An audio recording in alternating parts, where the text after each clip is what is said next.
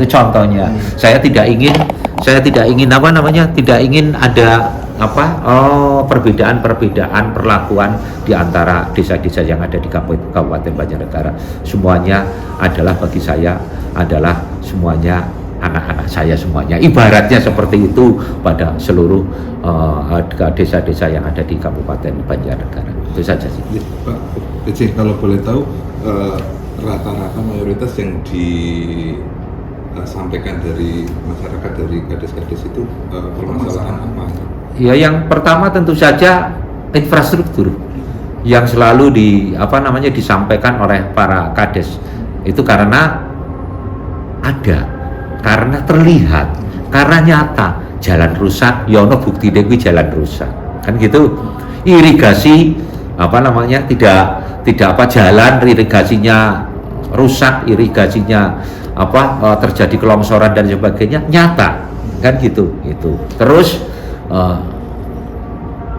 RTLH, rumah tidak layak huni, terus jambanisasi dan sebagainya, ini nyata di desa itu ada, itu yang disampaikan infrastruktur. Di samping tentu saja ada masalah pengangguran, masalah penurunan stunting, penurunan kemiskinan, itu tentu saja itu ada, ditambah itu. Tapi yang banyak sekali disuarakan melalui aspirasi itu ya adalah infrastruktur, terutama yang nomor satu adalah jalan, yang kedua adalah irigasi, yang ketiga adalah talut yang ambrol, yang banyak tanah-tanah yang longsor, rawan longsor, itu yang dikemukakan oleh para kepala desa.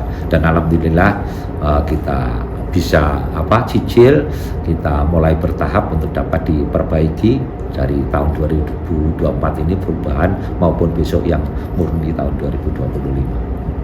Dan itu nanti mungkin beberapa materinya bisa diwariskan gitu untuk pemimpin Banjarnegara. Iya, tentu saja kami menginginkan bahwa fondasi yang telah saya lakukan itu melalui kunjungan kerja ini dengan memasukkan kegiatan pada APBD tahun anggaran 2025 yang tentunya saya tidak bisa mengawal seterusnya karena saya terbatas waktunya sampai dengan bulan Februari 2025 sekitar tanggal 10. Tentu saja nanti yang harus melanjutkan adalah bupati terpilih hasil pilkada tahun 2024. Tentu saja kami sudah berpesan kepada kepala daerah terpilih agar, karena saya mempunyai program yaitu pengentasan infrastruktur yang ada di desa itu, agar dapat dikawal dan dilanjutkan istilahnya dikawal pada tahun 2025 ini. Itu kami titip itu, karena apapun itu sudah kewenangan selanjutnya adalah kewenangan dari kepala daerah terpilih, tapi minimal saya sudah memberikan istilahnya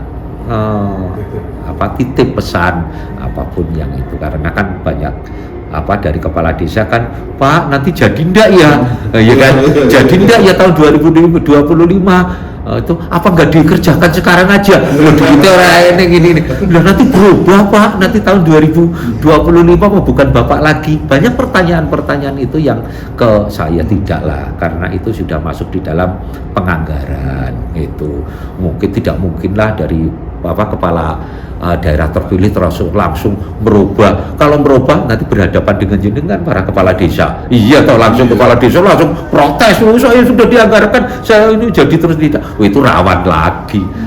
Padahal kan kepala daerah terpilih kan yang pertama adalah membangun kepercayaan masyarakat tentunya terhadap kepemimpinan kepala daerah yang baru. Saya kira itu jangan menjadi kekhawatiran lah. Saya pikir semua bupati kebanyakan itu akan meneruskan program kegiatan itu kalau dirasa itu menguntungkan kepemimpinannya dan menguntungkan juga untuk mensejahterakan masyarakat itu aja. Kaitannya dengan kesejahteraan masyarakat, ini kalau nggak salah dulu pas dilantik sebagai PJ Bupati oleh PJ Gubernur, ada welingan untuk kesejahteraan masyarakat Banjarnegara yang miskin ekstrim, stunting dan sebagainya. Itu salah satu potensi di Banjarnegara kan selain pertanian kan wisata nih, ya. Bentuk dukungan dorongan seperti apa yang dilakukan Pak Nasi? Ya. Jadi penugasan saya tadi selain kondusivitas wilayah dalam pilkada juga berkaitan dengan penurunan stunting. Terus yang kedua adalah penurunan kemiskinan. Nah, untuk penurunan kemiskinan itu kita kita laksanakan bersama dengan instansi yang terkait. Semoga kemiskinan ini semakin lama semakin menurun. Alhamdulillah selama kepemimpinan saya ini ada penurunan juga di dalam angka kemiskinan, termasuk kemiskinan ekstrim. Desa kemiskinan ekstrim juga menurun itu berapa desa itu bisa dilihat di Bapeda nanti itu ada penurunan terhadap desa-desa yang miskin ekstrim, termasuk kemiskinan yang biasa yang turun. Selama dasawarsa ini kita penurunannya baru signifikan tahun ini, yaitu kemarin hasil BPS tahun 2024 ini kemarin kita turun untuk kemiskinan yang ada di Banjarnegara selama turunnya signifikan selama 10 tahun terakhir. Ini penurunannya ini kemarin, nilai penurunannya saya tidak hafal penurunannya sekian, itu di BPS itu ada, itu kemarin dari BPS mengatakan ini adalah penurunan yang sangat signifikan sekali selama dasawarsa terakhir. Alhamdulillah ini bisa kita turunkan, dan juga angka stunting itu juga kita sudah mulai kita turunkan karena kita masih di bawah rata-rata angka nasional maupun angka stunting provinsi. Kita angka stunting provinsi yang kemarin itu 19,9% berdasarkan hasil dari PPGM itu, sedangkan yang lainnya 17, itu berdasarkan atas hasil sensus, itu adalah berdasarkan SKI atau itu 17,6% itu. Kita sekarang sudah mulai menurun lagi, bukan 19,9, sekarang sudah 19, berapa. Memang angkanya tidak 1% aja penurunannya sudah luar biasa, karena tidak, itu bukan puluhan gitu, itu ribuan dan itu ya. Itu tapi kita berupayalah dengan apa yang telah kita ditugaskan oleh pemerintah pusat, oleh Pak Gubernur kepada kami, yaitu menurunkan angka kemiskinan dan menurunkan salah satu stunting, itu bisa kita turunkan itu. Terus selanjutnya untuk angka pengangguran juga harapannya kita dapat menurunkan juga, maka kita melakukan job fair.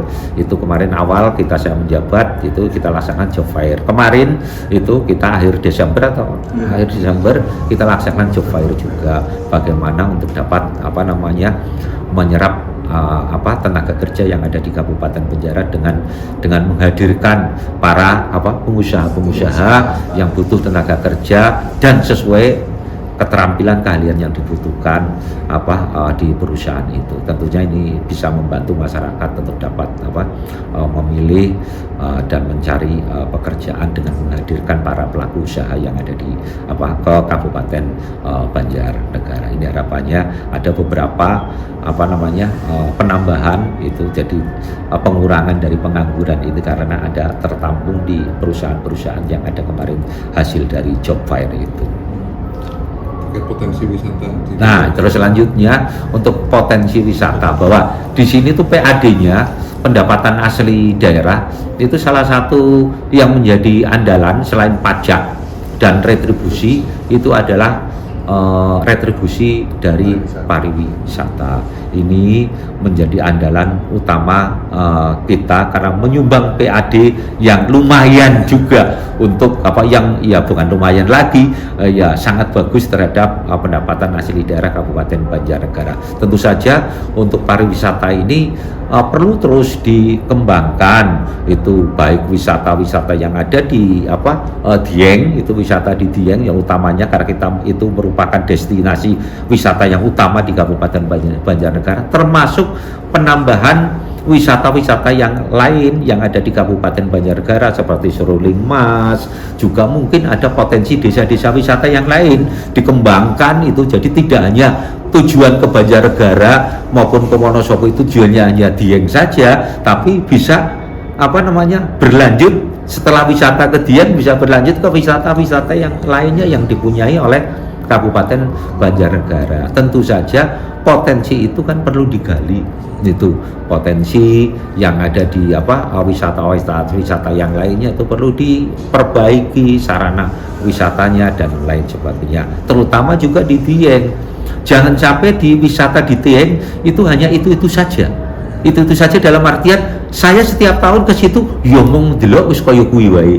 Datang lagi tahun berikutnya yo wis kaya kuwi wae. Orang akan menjadi bosan. Harus apa? Harus ada terobosan. Harus ada pembaharuan. Pembaharuan apa? Dari segi kenyamanan. Satu, kedua dari segi keindahan.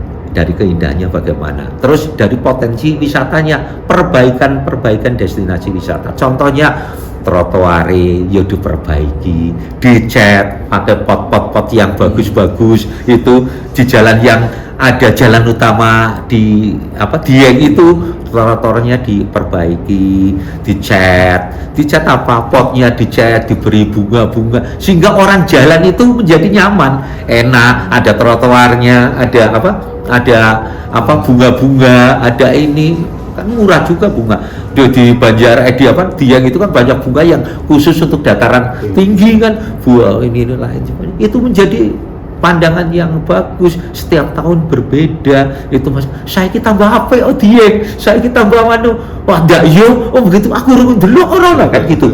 Intinya seperti itu. Kalau cuma monoton hanya itu saja enggak ada perkembangan, maka perlu dipoles, itu merias wajah supaya tidak menjadi tua. Itu seperti kita harus ya supaya terlihat muda bagaimana kan gitu ya, tampil dengan bagus, tampil termasuk wisata supaya masyarakat berkunjung ke Dieng dan sekitarnya itu tidak bosan, akan ada perbaikan. Alhamdulillah kemarin kan ada beberapa sudah ada perbaikan di Widlam depannya itu sudah diperbaiki, sudah selesai melalui dana DAK, terus juga di Kawasi Kidang juga sudah ada penataan itu, jangan kumuh seperti itu ini dan itu kan orang ke situ kumuh nggak enak ini. Ditata sedemikian rupa, jalan-jalan ya harus ditata. Sekarang orang di sana itu kebanyakan itu jalan-jalan, itu jalan pagi kan gitu, jalan pagi ini ya diperbaiki. Sarana sarana jalannya itu diperbaiki. Jalan di sana memang sudah halus, tapi bagaimana di sampingnya dibuat bagus. Ini jadi sambil jalan itu melihat kanan kiri itu aduh enak itu, jadi jogging enak, ini semuanya enak. Nah ini perlu ada perbaikan. Saya menyarankan kemarin ini kepada Pak Sekda bahwa kita itu perlu ada dana yang memang dikhususkan untuk perbaikan sarana pariwisata. Contohnya kita itu mempunyai retribusi pariwisata, mempunyai retribusi pendapatan dari retribusi pariwisata, pendapatan asli daerah. Berapa persennya itu seharusnya itu disalurkan kepada sarana pariwisata yang menyumbangkan PAD itu. Jadi bukan karena sekehendak hati harus mengusulkan dana sekian untuk bangun pariwisata ini, memperbaiki sarana pariwisata, yang kadang-kadang sarana pariwisata itu terabaikan untuk kegiatan-kegiatan yang lainnya. Maka seharusnya sudah ada porsi sekian persen untuk pengembangan pariwisata itu di APBD-nya. Golek dhewe kan uangnya sudah terkumpul melalui retribusi, sekian persennya diserahkan kembali kepada pariwisata, agar pariwisata itu dapat bersolek, itu dapat berbenah diri, agar dapat mengindahkan pariwisatanya itu. Dananya dari mana? Dari sekian persen PAD retribusi pariwisata kembali ke destinasinya itu. Kalau tanpa itu akan terseok-seok. Karena apa? Selalu jaluk anggaran. Wah, belum penting. Siapa?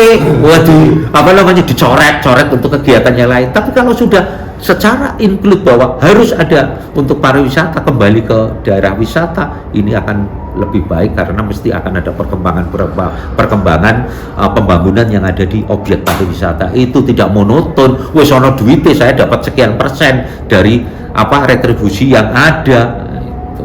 Jadi kaya wong mosok ora ono uang yang kembali untuk memperbaiki pariwisata itu, ya berilah berapa persen gitu, contoh 10% dari total retribusi pariwisata, wah 10% itu.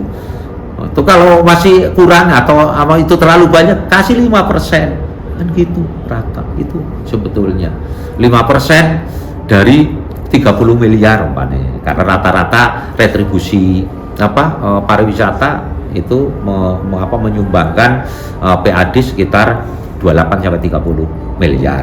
Nah, 30 miliar kalau 10%-nya kan berarti 3 miliar. Nah, 3 miliar kan nggak terasa. 3 miliar ini untuk pengembangan kembali ke destinasi wisata, sehingga dapat berkembang terus, tidak monoton setiap tahun hanya seperti itu saja. Ada untuk dana untuk mempercantik destinasi wisata yang ada di Kabupaten Banjarnegara. Ya, BC barangkali terakhir ini. Ya. Ini kan udah begitu banyak begitu banyak yang dilakukan untuk Banjarnegara selama kurang lebih 6,5 tahun ini lah. Barangkali nanti ke depan sudah menyiapkan, atau selain dari itu aspirasi yang diserap dari masyarakat, dari kepala desa, barangkali ada warisan lain yang akan diserahkan untuk Kabupaten Banjarnegara, baik itu program atau usulan barangkali, Pak BC. Nah, tentu saja harapan saya ya tentu saja pertama adalah program-program yang kunjungan kerja yang telah saya lakukan selama ini nanti bisa dilaksanakan untuk tahun 2025. Tinggalan saya itu adalah bagaimana mensejahterakan warga desa, itu memperbaiki infrastruktur yang ada di desa. Jadi itu sebetulnya tinggalan warisan saya yang yang ada di Kabupaten Banjarnegara. Saya tidak ingin sifatnya monumental, gawe enggak lah. Saya tujuannya adalah bagaimana warga masyarakat yang ada di Kabupaten Banjarnegara itu dapat terlayani dengan sebaik-baiknya. Tinggalannya adalah kami sudah meminta kepada seluruh SKPD bagaimana melayani masyarakat secara baik, menyerap aspirasi masyarakat yang ada untuk selanjutnya demi kesejahteraan masyarakat ada di Kabupaten Banjarnegara. Terpenting adalah bagaimana negara harus hadir di setiap permasalahan yang ada di masyarakat. Jangan ditinggalkan, tapi selalu hadir, dan kecepatan untuk menyelesaikan permasalahan yang ada, termasuk kejadian bencana dan lain sebagainya. Kami menginginkan bahwa kejadian bencana yang ada di Kabupaten Banjarnegara segera dapat ditangani dengan sebaik-baiknya. Itu